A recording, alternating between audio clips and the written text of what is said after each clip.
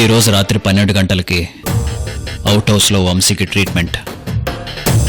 మీరు Vamshi group of industries కి GM కదా?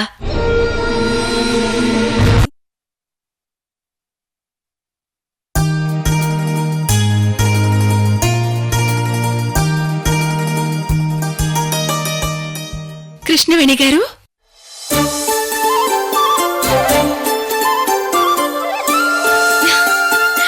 అంజలి,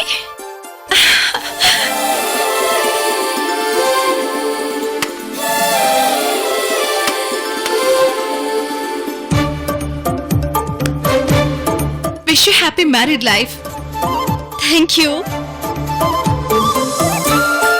వంశీ గారు, happy married life. Thank you Anjali. మీ ఇద్దరికి స్మాల్ గిఫ్ట్. Thank you.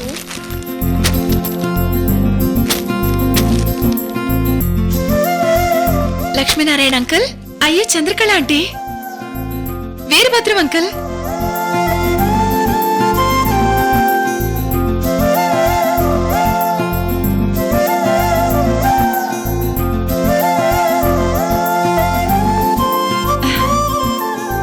అరే అందరు ఇక్కడే ఉన్నారు. కృష్ణవేణి గారు, ఇంతమంది మీకోసం రావడం నిజంగా మీరు చాలా లక్కీ.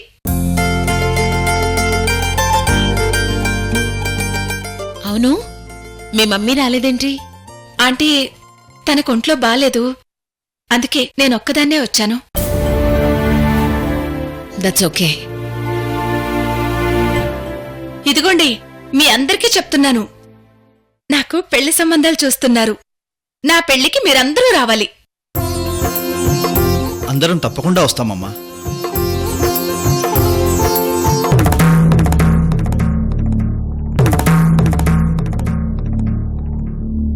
ఇదిగో అంజలి, ఈ రోజు పెండ్లి చేస్తే తెల్లారికల్లా 10 మంది కనేలా ఉండావే.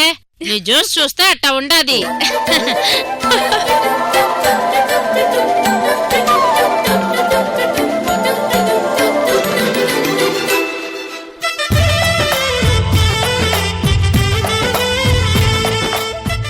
అలివేణి, అక్షింతలు తీసుకురమ్మా.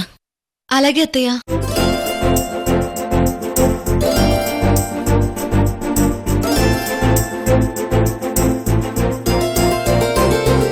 అందరికీ ఇవ్వమ్మా.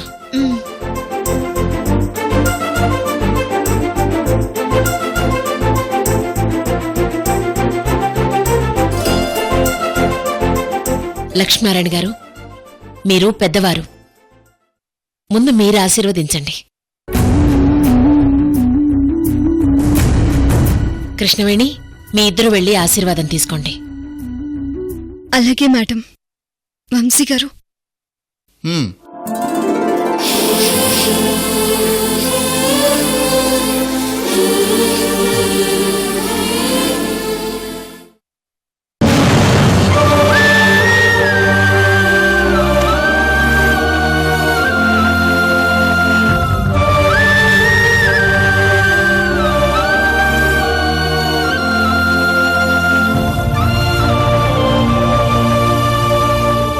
రత్నప్రభు గారు, నా ఆశీర్వాదాలు ఇక్కడ ఎవరికీ అవసరం లేదు. ఇక నేను వెళ్ళొస్తాను.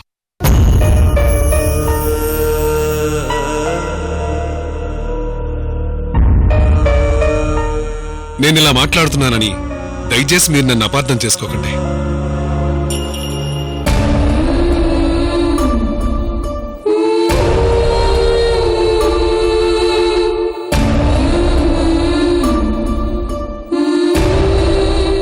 నేనిక్కడికి రావడం నాకసలు ఇష్టం లేదు. నాకే కాదు, నా భార్య కూడా ఇష్టం లేదు.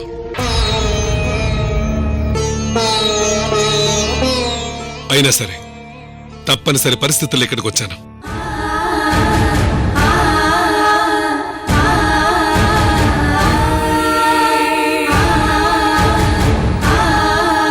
నా కూతురు అలివేడి తరఫు నుంచి రత్నప్రభు గారు, సృజన గారు మాకు వియ్యంకులవుతారు. వాళ్ళింటి పెద్ద కోడలు పెళ్లి రోజు అని మమ్మల్ని ఫోన్ చేసి పిలిచారు.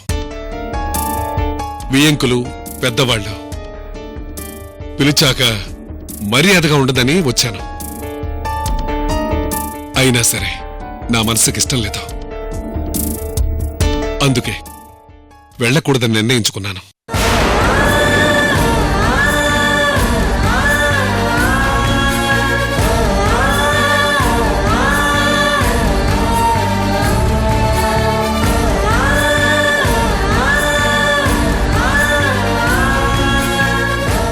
కానీ నా కూతురు అలివేణి నాకు ఫోన్ చేసింది.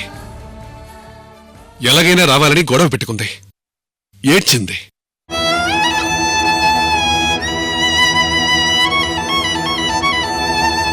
అయినా సరే రానని చెప్పాను.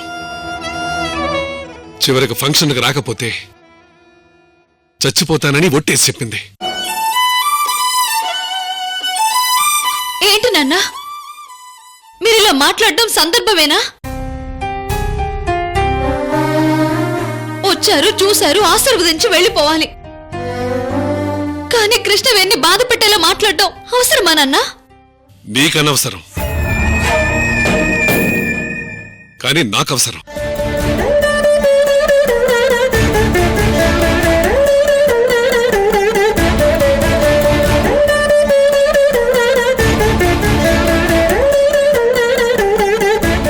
ఈవిడి గారు పెళ్లి చేసుకున్న రోజు ఆ దేవుడు సాక్షిగా నేను, నా భార్య, నా కుటుంబం మొత్తం కన్నీళ్లు పెట్టుకున్నాం.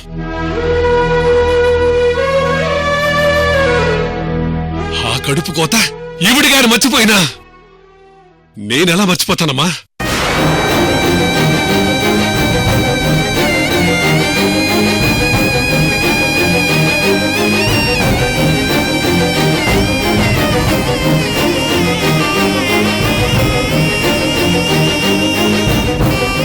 సృజన్ గారు,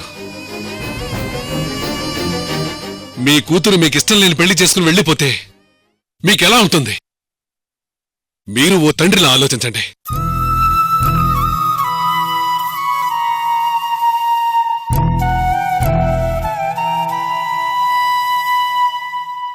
గుండెల నిండా పెంచుకున్న ప్రేమ ఎదురు తిరిగితే గుండెల మీద ఎగిరితంటే ఎలా ఉంటుందో మీకు అనుభవంలోకి వస్తే గాని ఆ గుండె కోత ఎలా ఉంటుందో మీకు తెలియదు. మీకు తెలియదు రత్నబాబు గారు.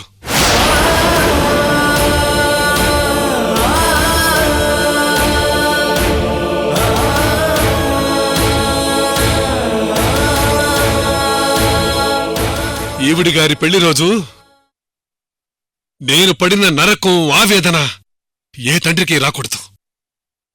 ఆ రోజు కన్నీళ్లు, కడుపు కోతతో నేను ఇంటికి వెళ్ళాను.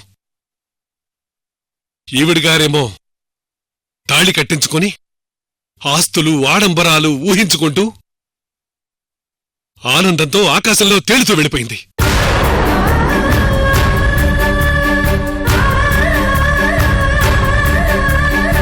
ఇదిగో ఇలాంటివి వజ్రాల హారాలు, ఆస్తుల కోసమేగా ఈ పెళ్లి చేసుకుంది.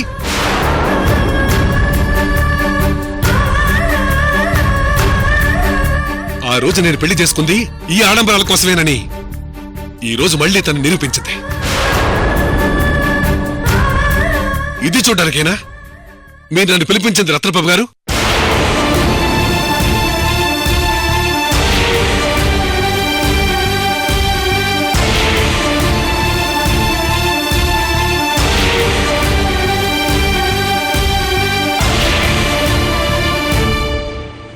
ఇలాంటివన్నీ చూడాల్సి వస్తుందనే నేను రాకూడదనుకున్నాను. గర్భవతిగా ఉన్న నా బిడ్డ అంత పెద్ద ఒట్టు వేశాక రాక తప్పక మనసు చంపుకొనొచ్చాను.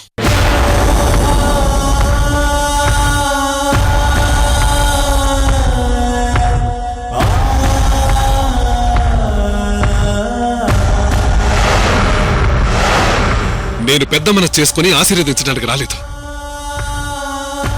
జరిగిందంతా మర్చిపోయి కలుపుకోవడానికి రాలేదు. కాబట్టి నేనేదైనా తప్పుగా మాట్లాడి ఉంటే క్షమించి నన్ను అర్థం చేసుకుని వదిలేయండి రత్నబాబు గారు.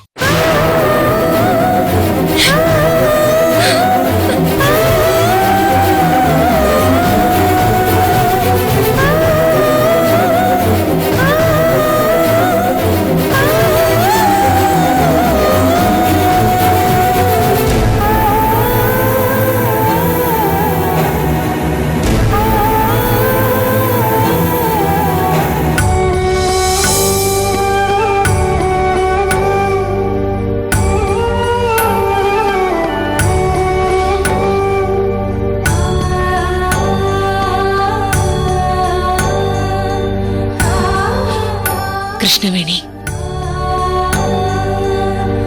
మీ మామయ్య కోపాన్ని మేమెవ్వరం ఆపలేం. ఆయనే ఆశీర్వదించను అన్నాక ఇప్పుడేం చేద్దాం చెప్పు? లేదు మేడం, పెళ్లి రోజున ఆయన ఆశీర్వాదాలు నాకు కావాలి. నేనాయన కాళ్లకు మొక్కాలి, అంతే. అమ్మ కృష్ణవేణి, అన్నయ్యకి అసలు నిజం చెప్పేస్తానమ్మా, చెప్పేస్తాను. దానికి ఇదే కరెక్ట్ సమయం. చెప్పేస్తాను.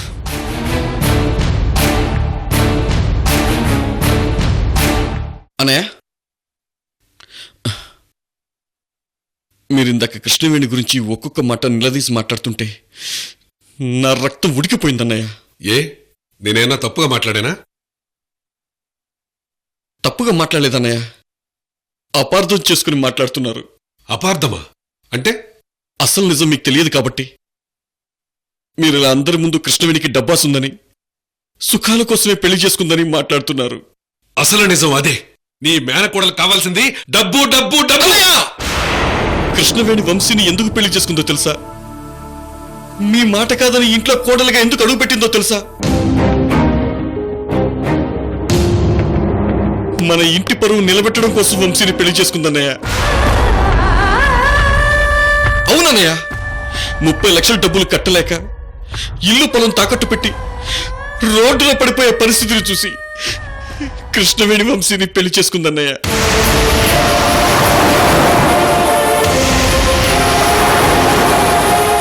ఆ 30 లక్షల డబ్బు రత్నప్రభ గారు బ్యాంకుకి జమ చేస్తే దానికి బదులుగా ఈ పిచ్చి వంశీని పెళ్లి చేసుకుందన్నయ్య.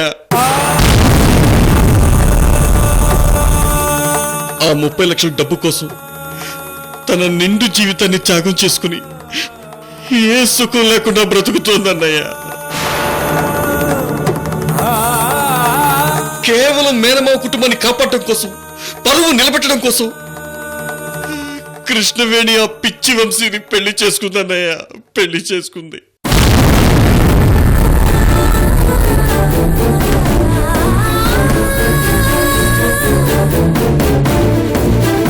మీరు ఆ విషయం తెలియక మన మేనకోడల్ని అపార్థం చేసుకుని ఇన్ని రోజుల నుంచి అసహించుకుని ద్వేషిస్తున్నారు అన్నయ్య. అన్నయ్య, నిజంగా మన మేనకోడలు దేవత అన్నయ్య, దేవత.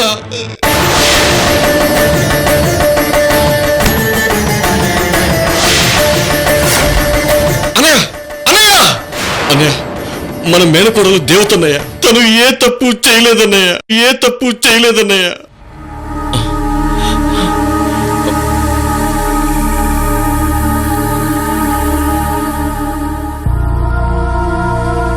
అమ్మ కృష్ణవేణి. ఏంటి మామయ్య, ఎవరితో మాట్లాడుతున్నారు? అమ్మా, అది అది నేను పెళ్లి ఎలాంటి పరిస్థితిలో చేసుకున్నానో పెదమామయ్యతో చెప్పాలనుకుంటున్నారు కదా చిన్న మామయ్య? అవునమ్మా, 3 ముళ్ళ భారం ఈ రోజైనా తగ్గించి నిన్ను సంతోషపెట్టి నేను చేసిన పాపానికి ప్రాయశ్చిత్తం చేసుకుందాం అనుకున్నానమ్మా. ఇంకా ఎన్ని రోజులు ఈ నిందలు మోస్తావమ్మా? ఎన్ని సంవత్సరాలు ఈ భారాన్ని మోస్తావమ్మా? అందుకే చెప్పేద్దామని ఇంటి దగ్గరే ప్రిపేర్ అయ్యి వచ్చానమ్మా. కానీ నా కళ్ళ ముందు అన్నయ్య ఉన్నాడనుకుని చెప్పేస్తున్నానమ్మా. ఇది కళాని నువ్వు వచ్చే వరకు నాకు తెలీదమ్మా, తెలీదు. చిన్న మామయ్య, నా పెళ్లి నిజం మామయ్యకి ఎప్పటికీ తెలియకూడదు. ఎందుకమ్మా?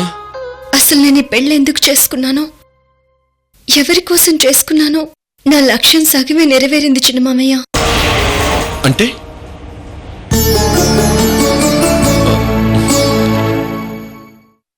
బాబాయ్ తీసుకోండి. నాకొద్దమ్మా. అయ్యో తీసుకోండి బాబాయ్. అమ్మా అలివేణి, ముందు మీ నాన్నకివ్వమ్మా. ఆయన కోపం కొంచెమైనా తగ్గించు తల్లి. నాన్న సంగతి నేను చూసుకుంటానులే. అక్క, మేమిద్దరం తర్వాత తాగుతాం, నువ్వు వెళ్ళు. అలాగే కృష్ణవేణి.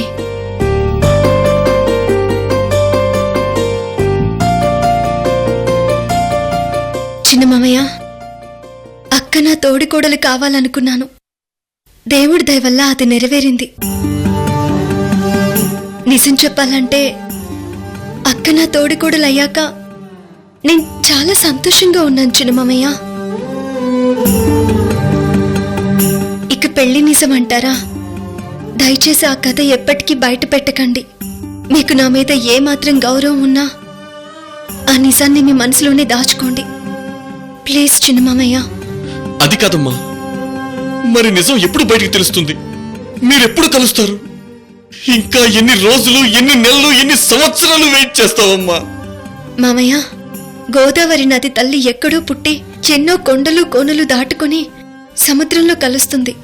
అన్ని కష్టాలు పడి సముద్రం దగ్గరకొచ్చాక 7 పాయలుగా చీలి మళ్ళీ సముద్రంలో కలుస్తుంది. నేను నా కష్టాలు కూడా అంతే చిన్నమామయ్య. ఏదో ఒక రోజు తనంతట తానే స్వయంగా నిజం తెలుసుకునే రోజు వస్తుంది. అంతే తప్ప మనం వెళ్ళి మీరు తప్పు చేశారు, అపార్థం చేసుకున్నారు అని ఆయన్ని చిన్నపుచ్చి నిజం చెప్పడం నాకిష్టం లేదు చిన్నమామయ్య. నేను నిజం చెప్దామని వచ్చానమ్మా, కానీ నువ్వు వద్దంటున్నావు. సరే, నీ ఇష్టం. కానీ ఆ భగవంతుడు నిన్ను అన్నయ్యని త్వరగా కలపాలని, మీ ఇద్దరి మధ్య అపార్థాలు తొలగిపోవాలని కోరుకుంటున్నానమ్మా, కోరుకుంటున్నాను.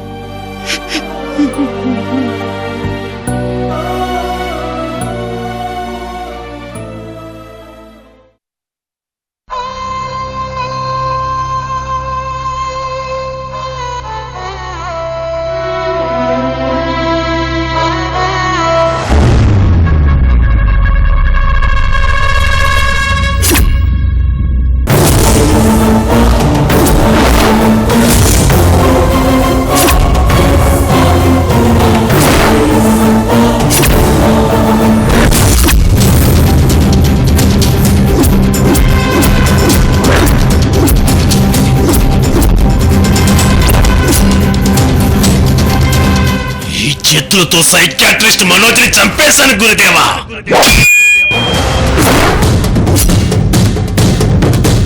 నా చేతులతో వాణ్ణి పూడ్చిపెట్టాను.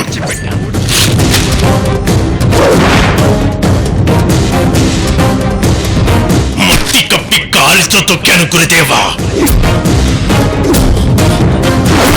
వాడి సమాధి మీద పూల కుండీలు పెట్టాను గురుదేవా.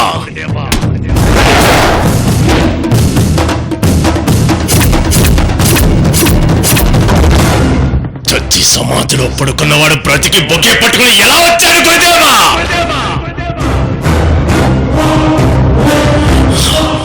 వాడు నా కళ్ళ ముందు కారు దిగడం నిజమే, నడుచుకుంటూ వెళ్ళడం నిజమే. ఏది నిజం, ఏది భ్రమ? చెప్పండి గురుదేవా. మనోజ్ను నువ్వు చంపావన్నది భ్రమ.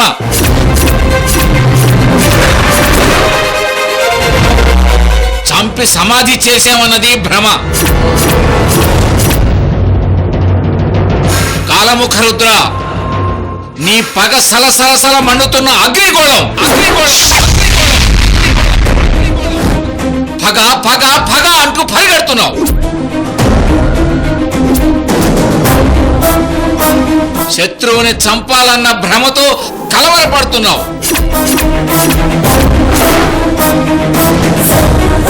ఆ కలవరపాటులో ఎండమావులను చూసి నీరని భ్రమపడుతున్నావు. నువ్వు మనోజ్ని చంపాలనుకున్నావు. అప్పుడు నీ కళ్ళ ముందు మనోజ్ ప్రత్యక్షమయ్యాడు. కానీ మనోజ్ అక్కడ లేడు. నీ భ్రమలో మనోజ్ కనిపిస్తున్నాడు అంతే. భ్రమలో నువ్వు ఊహించుకున్న మనోజ్ని చంపావు.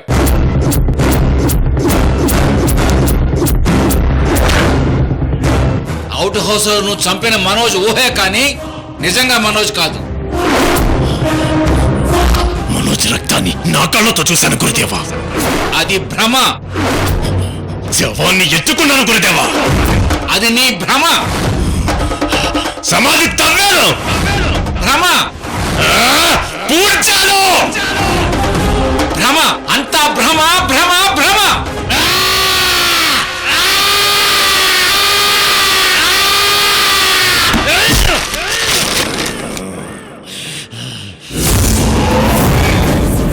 నువ్వు మనోజ్ను చంపి పూడ్చిపెట్టాక వెనకకు తిరిగి చూసి ఉంటే నీకు అసలు మనోజ్ కనిపించేవాడు. కానీ నువ్వు చూడలేదు.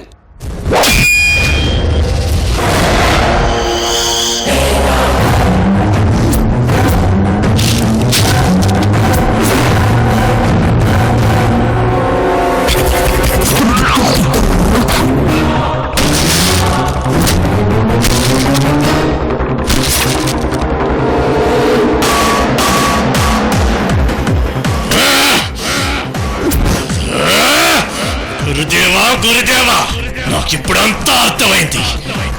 మనోజ్ని చంపాలన్నది నా భ్రమ. అయినా మనోజ్ని వదిలిపెట్టను గురుదేవా, చంపేస్తాను గురుదేవా, చంపేస్తాను. కాలముఖరుద్ర, ఈ రోజు నిండు పౌర్ణమి. నీకు ఎలాంటి శక్తులు ఉండవు. ఒక్క అమావాస్యకు మాత్రమే నీకు శక్తులు వస్తాయి. అంతవరకు నువ్వు వేచి చూడక తప్పదు. ఆ!